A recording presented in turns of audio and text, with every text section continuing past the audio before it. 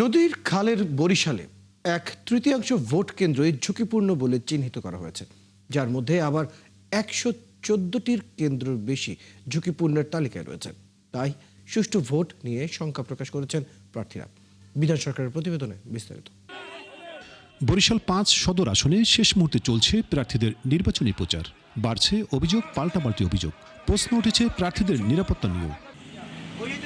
জেলার এই আসনটি পুরোটাই রয়েছে ঝুঁকিপূর্ণের তালিকায়। তাই এই আসনের সিটি কর্পোরেশনের মধ্যে থাকা কেন্দ্রগুলোতে পেশিশক্তি প্রয়োগের ঘটনা নতুন নয়, এমনটাই মনে করছেন বাসদের প্রার্থী মনীষা চক্রবর্তী। শহরের মধ্যের কেন্দ্রেও পেশিশক্তি প্রয়োগের একটা পরিকল্পনা চলছে এবং বাইরের কেন্দ্রেও চলছে। ফলে আলাদা করে কোনো কেন্দ্রকে ঝুঁকিপূর্ণ আমরা বলতে চাই না। আমরা মনে করি সব কেন্দ্রই ঝুঁকিপূর্ণ, সব কেন্দ্রেই সর্বোচ্চ নিরাপত্তা দরকার। অন্যদিকে ইসলামী আন্দোলন বাংলাদেশের প্রার্থী নিজের নিরাপত্তা নিয়েই শঙ্কা প্রকাশ করেছেন। ভোটের দিন বেশি ঝুঁকিপূর্ণ কেন্দ্রগুলোর পাশাপাশি ভোটারদের নিরাপত্তার দাবিও তোলেন তিনি। আমি কোনো সংখ্যামুক্ত নই, যে কোনো টাইমে যে কোনো কিছু হতে পারে। এটা তো প্রশাসনের, আমি বারবার বলছি, প্রশাসনের উচিত এই ব্যাপারগুলি খেয়াল রাখা। নিরাপত্তা নিয়ে শঙ্কায় আছেন ভোট গ্রহণের তালিকায় থাকা কর্মকর্তারাও। তারা জানান ঝুঁকিপূর্ণ কেন্দ্রগুলোতে তাদের বাড়তি সতর্ক থাকতে হয়।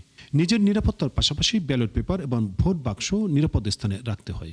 তো একটু মানসিকভাবে আসলে খারাপ লাগেই যে একটা ঝুঁকিপূর্ণ কেন্দ্রে কি না কি হয়।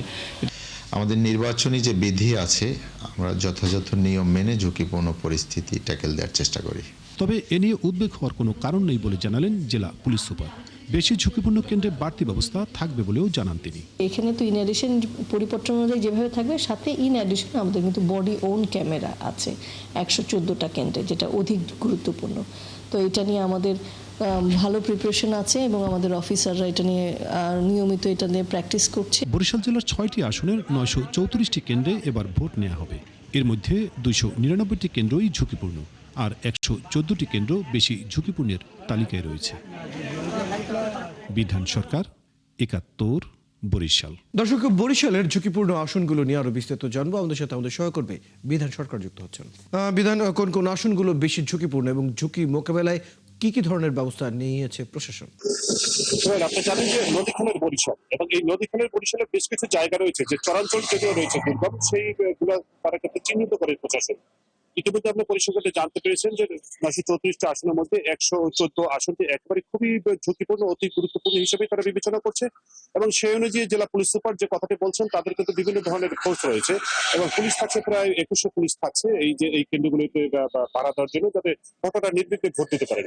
এবং আপনি কথাটা শুনলেন যে আমি যেখানে দাঁড়িয়েছি, এই যে সামনে অশ্বিনী কবর হল, এই হলের সামনে এখানে একটা কেন্দ্র রয়েছে। যেহেতু একজন প্রার্থী বলছেন যে বিগত দিনের অভিজ্ঞতা থেকে তারা বলছেন যে এই যে শহরের কেন্দ্রগুলিতে তারা কিন্তু পেশি শক্তি প্রয়োগ করতে চায়, কোনো কোনো দল যারা শক্তিশালী থাকে তারা কিন্তু প্রয়োগ করতে চায়। এবং একজন প্রার্থী বলছেন তিনিও কিন্তু নিজেও শঙ্কিত, তিনি এর আগে সিটি কর্পোরেশন নির্বাচনের সময় আমরা দেখেছি তিনি হামলা শিকার হয়েছেন। তো সব মিলিয়ে প্রার্থীরা চাচ্ছেন যাতে করে প্রশাসন সার্বিকভাবে দায়িত্ব পালন করে এবং ভোটাররাও চাচ্ছেন যারা নির্বিঘ্নে যাতে ভোট দিতে পারেন।